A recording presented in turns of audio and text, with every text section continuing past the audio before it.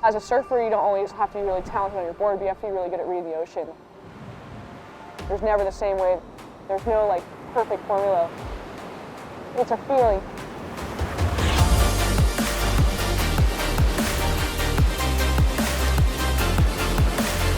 Hi, my name is Caroline Marks. I'm 22 years old. I'm the 2023 World Surfing Champion and part of the Summer Olympics for 2024 for surfing. Surfing for Team USA, and I'm gonna teach you how to surf today. I'm about to go surf. I'm gonna surf my local beach. The waves look fun. It's a nice day. Just enjoying the last couple days before I go to Tahiti. Tahiti's where the Olympics are going to be. It's part of the WSL Tour as well. It's kind of treating it as like a trial run in going to the Olympics, which is really fun. So it'll be nice to kind of feel that energy before putting that jersey on for the Olympics. I started surfing because of my two older brothers. Like, I just really wanted to be like them, and they love to surf. So I was like, I got to do something that they think is cool, and that was surfing. So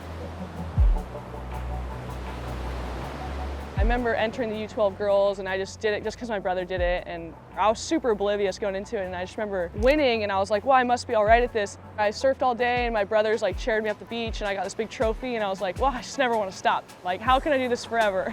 The youngest woman to qualify for the World Surf League Championship. This is the feature women's surfing. Caroline Marks wins the Boost Mobile Pro. Getting the victory. Caroline Marks winning her very first world title. My style, well, I'm goofy foot, so my right foot is forward on my board.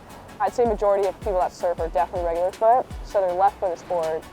I have like a low center of gravity, just kind of the way my body is, and known more as like a kind of a back-footed surfer. Power is more of like my strength, I'd say.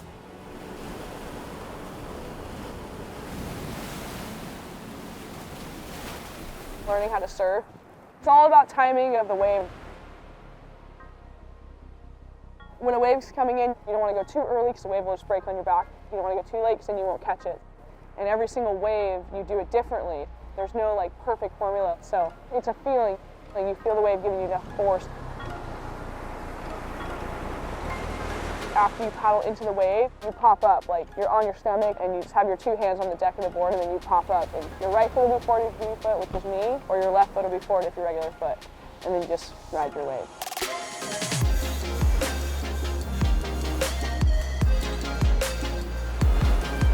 That's like one of the really cool things about surfing. It's very unique.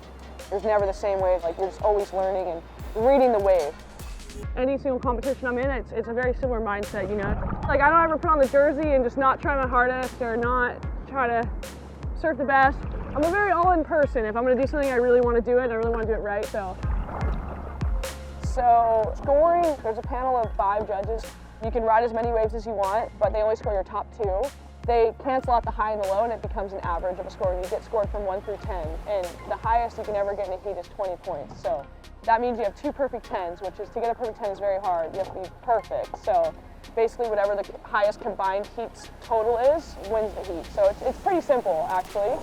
So to earn a perfect score, it really depends on like how critical the takeoff was, how big the wave is, how long you're in the barrel for, how clean the exit was, and that wow factor, like, wow, I can't believe she made that, like, wow, you know, so there's a lot of different ways you can get a perfect 10.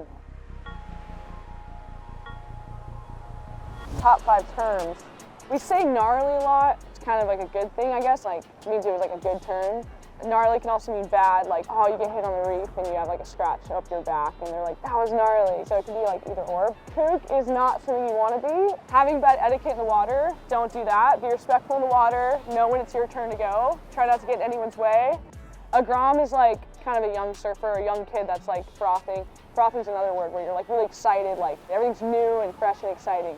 You're just like, oh, I just want to surf, and you want to surf all day, and you'll be in your wetsuit all day, and you're not very jaded, you're just like excited to surf. I'm still get called a grom. Surfers will say like getting tubed, which is another term for getting barreled, which means like you're inside the wave. Hopefully for the Olympics, I will be getting tubed. Big barrels, it's one of the scariest waves in the world, but also one of the best waves in the world. It's like pretty incredible. It's a very magical place, you know? Very intense, gnarly wave, but also like a very beautiful, incredible wave, so it's pretty awesome. And if we get good waves for the event, it could be just an incredible Olympics, so. I was so focused on surfing my whole life that I never really thought of the Olympics as much. And my second year on tour, they announced it as an Olympic sport. I was at the dinner table with my family and I saw it on Instagram and I was like, oh my gosh, that's so cool. Like, how can I be involved and how can I get there? And now I can't really imagine not having that dream. I didn't really realize how big of a deal the Olympics was until I went. I remember when I qualified, I was only 17, and my family was like, oh, that's so cool, you don't understand how cool it is. And I didn't understand how cool that was. I was so focused on the world title, and that's all I cared about was, I want to be world champion, I want to be world champion. And now there's a whole nother goal that's like Olympics and world title is just like in a perfect world to get both. So yeah, it's just such an amazing feeling. It's just like, wow, I'm representing my country and the USA, like that's insane. So I just feel very proud. Very proud is the word that comes to mind.